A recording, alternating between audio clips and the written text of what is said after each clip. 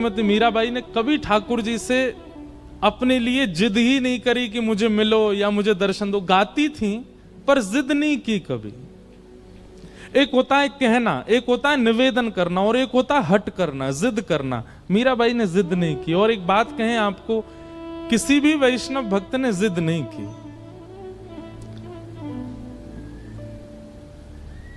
हमारे वृंदावन के तो कई रसिकन को ऐसा भाव है, भैया प्रिया प्रियतम अपने नित्य निकुंज विलास में हैं, हम जिद करके उनको कायकू और परेशान करें।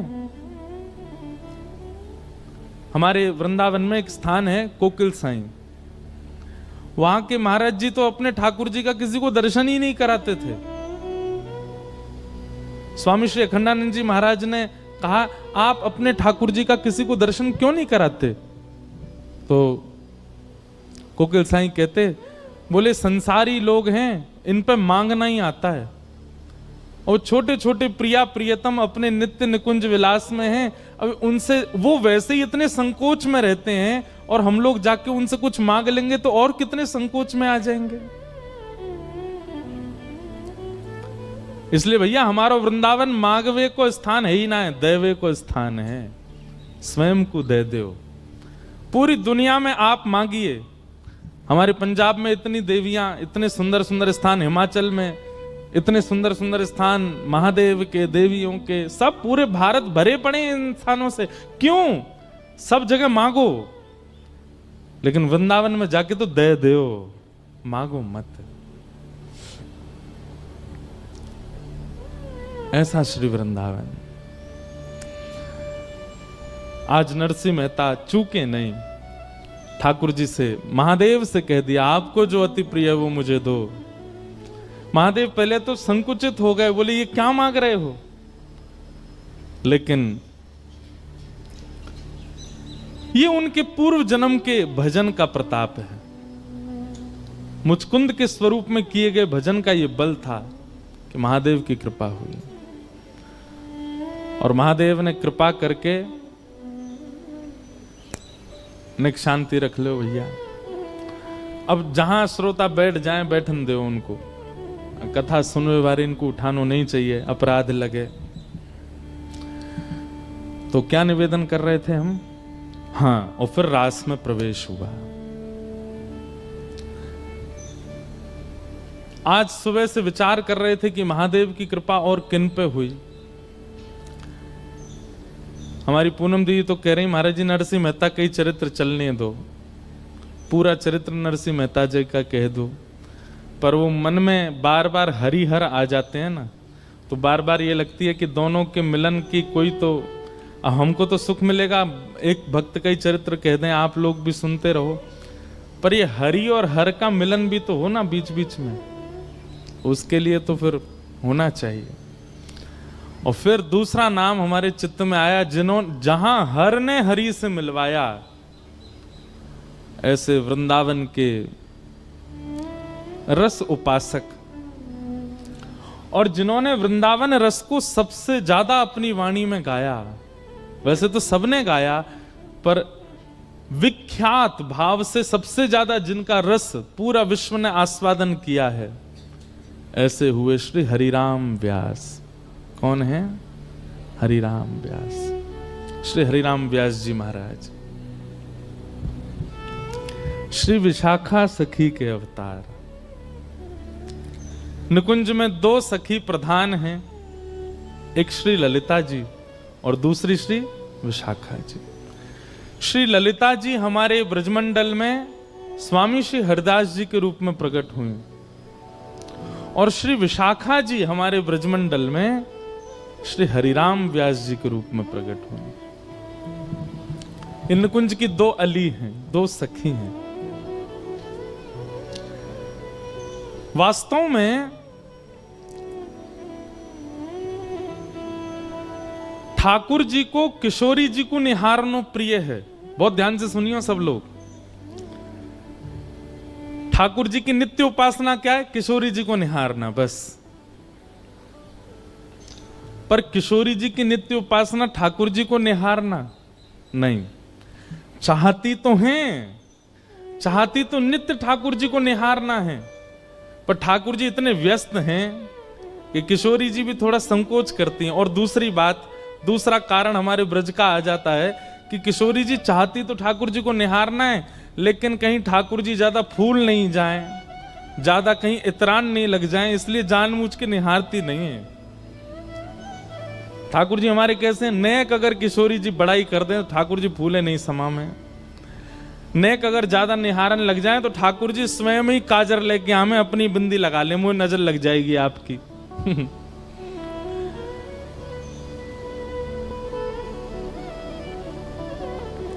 तो ठाकुर जी का नित्य उपासना किशोरी जी के दर्शन है, और किशोरी जी की नित्य उपासना ठाकुर जी के दर्शन है, पर नित्य निहारती नहीं। तब किशोरी जी क्या करती हैं?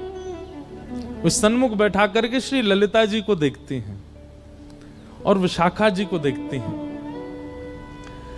ललिता और विशाखा जो हैं, ये किशोरी और ठाकुर जी के ही रूप की परछाई से उनके सामने लीलाएं करती रहती हैं।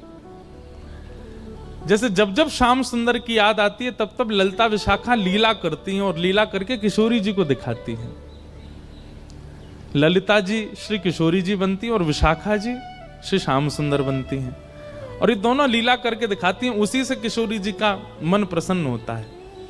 तो ऐसा कह दें तो कोई अतिशयोक्ति नहीं कि ठाकुर जी की उपासना किशोरी जी का दर्शन और किशोरी जी की उपासना ललिता विशाखा का दर्शन। वो नित्य निहारती हैं दोनों को। कितनी बड़ी सौभाग्यवती हैं कि अपलक नेत्रों से किशोरी जी निहारती हैं उनको। ललिता जी का तो प्रादुर्भाव ही किशोरी जी के प्रतिबिंब से हुआ। ऐसी कथा आती है कि एक बार निकुंज में ठाकुर जी बोले, हे श्यामाजू चलो आपको श्रृंगार मैं करूंगा। और जब जब किशोरी जी को श्रृंगार ठाकुर जी ने किया है तब तब किशोरी जी को अपनो ही रूप भायो है। जैसे हर किसी को अपने आप को श्रृंगार के बाद देखने की इच्छा होती है, हम कैसे लग रहे हैं। अन्य दिन तो सखियां तैयार करती हैं, कभी कीर्ति मैया श्रृंगार करती हैं, कभी श्री जी स्वयं भी श्रृंगार करती हैं, परंतु अन्य दिन तो किशोरी जी स्वयं को श्रृंगार करके प्रतिबिंब में देखती हैं, दर्पण में देखती हैं और फिर आगे लीला में चली जाती हैं। पर जिस दिन ठाकुर जी श्रृंगार करके जाते हैं किशोरी जी का, किशोरी जी प्रतिबिंब के सामने ही बैठी रहती हैं, स्वयं को ही निहारती हैं। आज ठाकुर जी ने किशोरी जी का श्रृंगार किया, पत्रावली पधराई, आंखन में काजर लगायो, सुंदर निज कर गूथ सुमन के गजरा, ये अपने ही हाथ पहरावत है। तू है सखी बड़ भाग बड़ी, नंदलाल तेरे घर आवत है। जैसे घर में देखा है ना, कभी बहनें बैठी हैं एक दूसरे के केश गूंथती हैं, ऐसे किशोरी जी बैठी हैं और ठाकुर जी उनके केश गूंथ रहे हैं। और किशोरी जी को आज इतना सुख मिल रहा है, इतना इतना आनंद है, पर प्रकट नहीं करती हैं। ठाकुर जी ने श्रृंगार किया, सुंदर पुष्प ला करके किशोरी जी के केशन में ऐसे सुंदर सुंदर गुच्छ बना करके श्रृंगार किया, और जैसे ही दूर से प्रतिबिंब लेकर के श्याम सुंदर आए, बोले हे श्यामाजू विराजो, देखो मैं आपको दर्पण दिखाऊं। और जैसे ही ठाकुर जी ने प्रतिबिंब दिखायो, किशोरी जी तो निहारती रह गई अपने स्वरूप को। अब ठाकुर जी जैसे ही दर्पण दूर करें, किशोरी जी के नहीं, या कुछ सामने ही रहने दो, यहीं स्थिर कर दो। ठाकुर जी कह रहे हैं वाह, अपने रूप को निहार रही हो। बोले अपने रूप को ना निहार रही, या रूप में चढ़े भये श्रृंगार को निहार रही हूं, और वो श्रृंगार कैसे कियोगे वो चिंतन कर रही हूं। अब तो इतना सुंदर लग रहा है किशोरी जी को अपना स्वरूप की वो ठाकुर जी को भी कह रही है दूर बैठो, मुंह देखन दो। ठाकुर जी कभी पर्दा डाल दें, कभी दर्पण हिला दें, किशोरी जी नाराज है जाए, बोले याकू मत छेड़ो, मेरे सामने ही रहने दो। अब तो किशोरी जी कुंज में भी जा रही हैं तो वहां पर भी ऐसे ऐसे दर्पण लगाएं कि जहां किशोरी जी नजर घुमाएं अपनो ही प्रतिबिंब देख रही हैं। ठाकुर जी बोले इतनो प्रिय लगो आपको मेरे द्वारा कियो गयो श्रृंगार, क्यों ना या श्रृंगार के स्वरूप को स्तब्ध स्थिर कर दियो जाए। और तभी किशोरी जी अपनी स्वरूप को देख करके बोली, हे ललिते। और जैसे ही अपने स्वरूप को ललिते कहो है तो किशोरी जी को जो प्रतिबिंब है वो प्रतिबिंब ही श्री ललिता जी के रूप में प्रकट है गया। श्री ललिता अली, ललिता सखी आ गए। तो सोचो, जब जब किशोरी जी विरह में हो, वैसे तो विरह होवे ना आए, सखी है ना दें, लेकिन फिर भी जब भी कभी वियोग होवे, जब भी कभी याद आवे, श्री ललिता जी को देख लें किशोरी जी। ऐसी ये दो सखी हैं, ललिता और विशाखा। उनमें श्री विशाखा जी के जो अवतार हुए हमारी पृथ्वी पर, जिनका नाम है हरिराम व्यास। हरिराम व्यास, श्री हरिराम व्यास जी के लिए श्री नाभा गोस्वामी जी कहते हैं, उत्कर्ष तिलक अरुदाम को भक्त इष्ट अति व्यास के, काहू के आराध्य मच्छ कच्छ नर हरि सूकर, बामन फर साधरन सेतु बंधन जू शैल कर, एकन के यह रीत नेम नवधासों लाए, सुकुल सुमुखन सुवन अच्युत गोत्री जो लढ़ाए, नौ गुण तोरी नूपुर्ग हो महत सभा मधिरास के, उत्कर्ष तिलक अरु भाल के, उत्कर्ष तिलक अरुदाम को भक्त इष्ट अति व्यास के। श्री हरिराम व्यास। एक बात याद रखिएगा, भक्तमाल जी में श्री नाभा जी ने भगवान के भक्तों को केवल भक्त कहा, लेकिन हरिजनों के भक्तों को श्री नाभा गोस्वामी जी भक्त राज कहते हैं। बहुत ध्यान से सुनिएगा, जो ठाकुर जी के भक्त हैं श्री नाभा जी कहते हैं ये केवल भक्त हैं, इनकी उपाधि केवल भक्त की है, लेकिन जो ठाकुर जी के भक्तों के भक्त हैं ये भक्त राज हैं, ये भक्तन के राजा हैं। आप लोग अपने घर में प्रिया प्रियतम की सेवा करते हैं, लड्डू गोपाल की सेवा करते हैं, किशोरी जी की सेवा करते हैं, आप केवल भक्त हो, और उनकी सेवा से ऊपर आपके लिए कुछ भी नहीं है तो आप भक्त हो।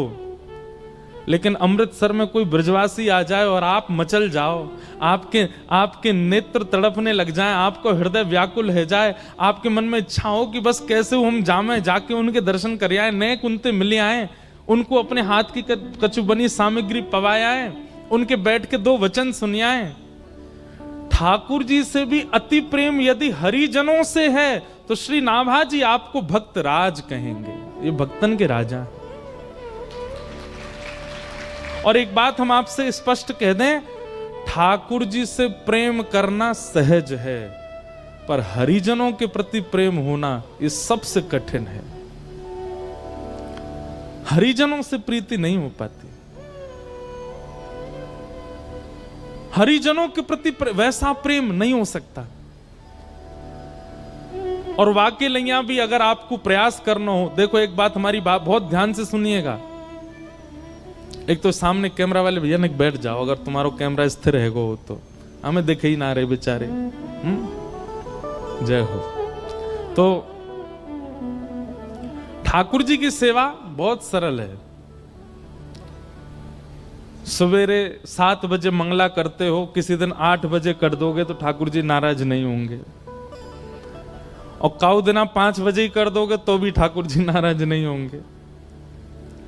ठाकुर जी को राजभोग में कढ़ी चावल खवा दो तो भी ठाकुर जी राजी हैं, ठाकुर जी को केवल दही भात खवा दो तो भी राजी हैं, कुछ नहीं तो दूध को भोग लगा दो तो राजी हैं। रात में शयन के समय ठाकुर जी को भोग लगाओ तो राजी, नहीं भोग लगाओ दूध धरा के, नहीं तो चना चनौरी मिश्री लगा दो तो भी राजी। सुबह दो सेज पे तो राजी, नहीं सुबह भूल गए ठाकुर जी बैठे खुद सो गए तो भी बेचारे राजी। कुछ नहीं कहेंगे। ठाकुर जी की सेवा तो बहुत सरल है, बहुत सहज है, उसमें तो आपको परिश्रम करना ही नहीं पड़ता है। पर हरिजनों की सेवा, हरिजनों की सेवा तो कठिन है।